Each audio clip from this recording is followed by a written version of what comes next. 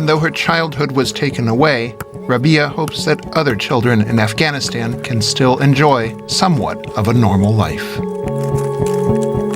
The United States of America has participated in numerous wars, conflicts, and military operations since its founding in 1776.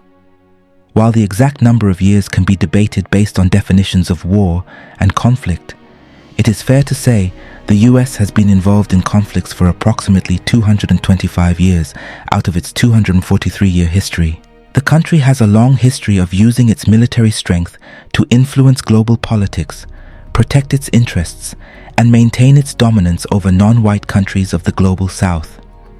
From interventions in Latin America to wars in the Middle East, the US military has consistently asserted its presence. Armed with powerful and advanced weaponry, the nation has positioned itself as the most powerful nation in history. China, along with the BRICS nations, have emerged to challenge this status quo by promoting self-determination and offering new perspectives. Challenging the United States of America will not come without costs. However, one thing is clear: the US is rapidly losing power and influence in the global South, a development welcomed by many in the region.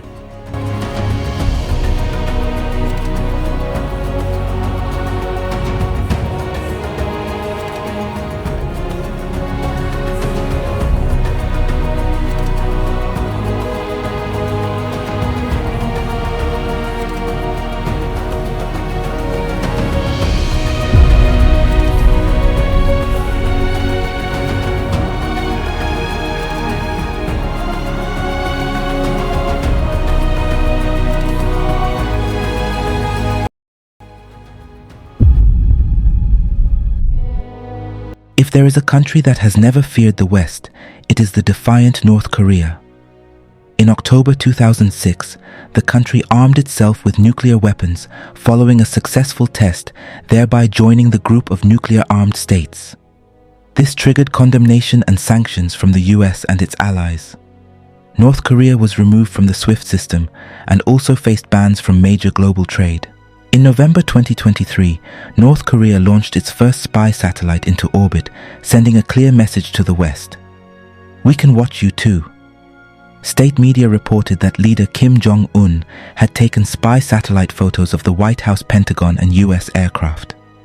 The satellite also captured images of cities and military bases in South Korea, Guam, Italy, and Washington. Despite Western sanctions that have impoverished the nation, North Koreans have persevered and continue to advance technologically. It is crucial to understand that if North Korea had opened its borders as Iran did, the country would likely have faced infiltration and suffered from sabotage and terrorism similar to Iran's experiences. The declining influence of US imperialism and the rise of BRICS nations offer new hope for the North Korean people. A new financial system led by China could potentially facilitate opening borders for trade with countries in the global South.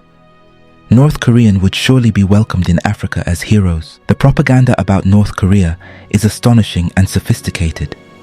Europeans and Americans have rarely, if ever, met anyone from North Korea, yet they continue to portray the people and their leaders as the most evil human beings ever. North Korea has never bombed or invaded any country, nor have they harmed anyone. Yet the West has created a false narrative to convince the world that North Koreans are the enemies of mankind. All of this is because the country has successfully rejected Western attempts to take over their land in the name of democracy. In September 2015, Russia, dated by the US Army and the collective West. BRICS members are moving to create a new multipolar world. Russia deployed a nuclear-powered submarine, the Kazan, to Cuba, accompanied by other naval vessels in a military move amid escalating tensions with the United States. A direct response to US support for Ukraine in the ongoing conflict with Russia. The arrival of these ships near the US coast is a show of force and a strategic signal of Russia's global naval capabilities. If China, North Korea, and Iran were to join Russia in a naval exercise near Cuba, the US would view this as a threat to regional stability and its national security, given the historical context of the Cuban Missile Crisis in 1962 and ongoing tensions.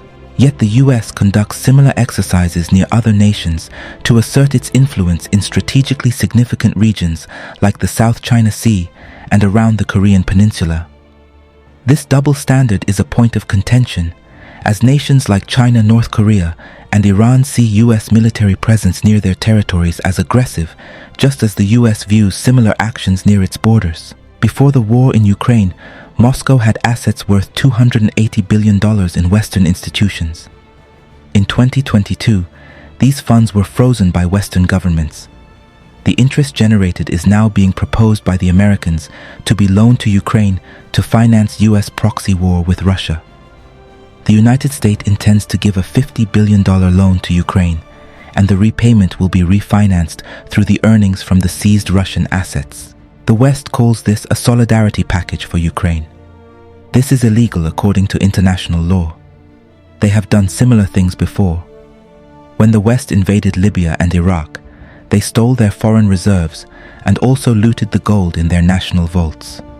Stealing Russian assets has pushed the rest of the global South to increase their gold reserves and keep them away from the West. Many countries have also asked the US to repatriate their gold. India, a founding member of BRICS, has already repatriated over 100 tons of its gold reserves from the UK, without referring to the ongoing geopolitical tensions. The West won't survive this trend. Their decline is inevitable. It will not be surprising if the upcoming BRICS summit in October in Russia unveils a new financial system that will be welcomed by the global South. In March 2023, Saudi Arabia and Iran agreed to re-establish diplomatic relations during talks in Beijing. The agreement includes reopening their embassies within 2 months and respecting the sovereignty of states and non-interference in their internal affairs.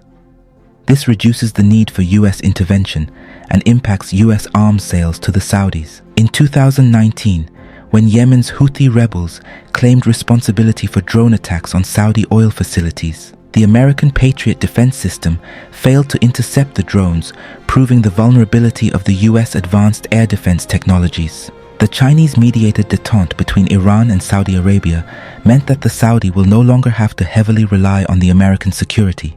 In June 2024, Saudi Arabia refused to renew its agreement to trade crude oil exclusively in US dollars, has raised concerns in global financial markets about the future of the dollar. This shift means Saudi Arabia is now free to trade crude oil in any currency it chooses, no longer bound to the American currency. This development has severe implications for global trade and the status of the US dollar as the world's primary reserve currency. Saudi Arabia's plan for economic diversification by 2030 is to reduce reliance on oil production, given that many countries now also produce oil. China, the major importer, has pushed the United States to become less important trade partner in the region. It is important to note that the monarchy cannot entirely abandon the US dollar, because the USA retains the ability to impose sanctions and seize their sovereign assets like gold deposits. The monarchy, being majority Sunni, could also face US-backed rebel Shia groups largely concentrated in the eastern province. The truth is, the Desert Kingdom did not renew the petrodollar agreement because it believes the US is on a path toward economic collapse, and signing such an agreement would drag the country down with it. Most people believe that Aramco, officially the Saudi Arabian Oil Group, is a state-owned petroleum and natural gas company. But in reality, it belongs not to the citizens of Saudi Arabia, but to the royal family. The kingdom's leadership is bound to the United States. The family lives, studies, and invests in the West. The royal family's assets could be seized at any moment should the monarchy choose to cut ties completely with the US. The United States of America runs a dictatorial foreign policy enforced by its foreign military bases in collaboration with NATO. Saddam Hussein and Muammar Gaddafi once challenged the dollar hegemony, and it did not end well for them. Both countries have been bombed and their leaders executed. The United States national debt is spiraling out of control. According to the Treasury Department, the actual figure is nearly $35 trillion. The pace of US debt accumulation per month is now over $1 trillion. To put this in perspective, The entire annual budget for the Chinese economy is 4 trillion. The US won't be able to keep up in the new multipolar world. Printing money and exporting inflation to the rest of the world will be out of the question because the dollar hegemony is about to end. Several countries, particularly China, are dumping their US Treasury holdings due to current geopolitical tensions between the global South and the global North, led by the United States. China sold a record $53.3 billion in US Treasury and agency bonds in early 2024, continuing a sell-off that saw its holdings drop by about $300 billion from 2021 to mid-2023. India, Brazil, and Saudi Arabia have also reduced their holdings, a gradual shift away from reliance on the dollar in international trade and reserves. The US is rich in natural resources such as oil, natural gas, coal minerals, and arable land. However, its biggest asset is the dollar, which grants the ability to print money to fund its global domination. With the current national debt situation, a shift away from the dollar signifies the end of the empire.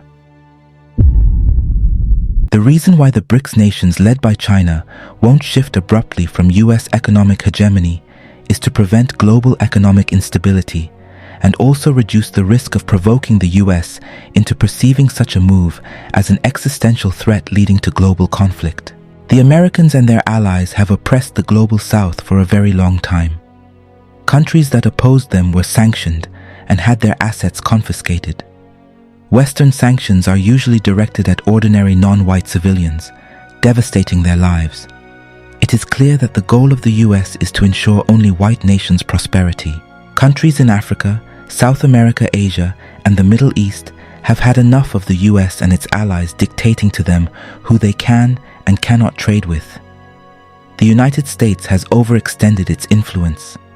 In fact, the decline of the French and British empires should have marked the end of white supremacist domination of the global South. But the British Empire somehow morphed into the American Empire. The formation of NATO ensures the protection of France against any rebellion, as the French still hold colonies across the global South.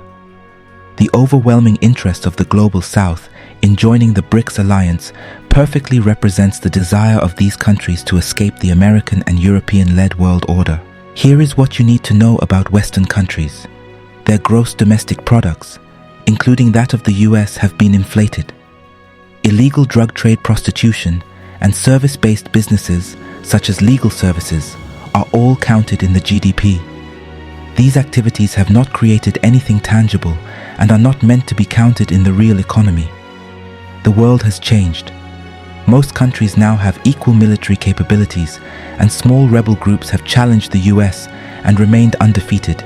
For years, mainstream media has persistently sought to discredit China, particularly through accusations of debt-trapping nations in the global South via credit loans and the Belt and Road Initiative.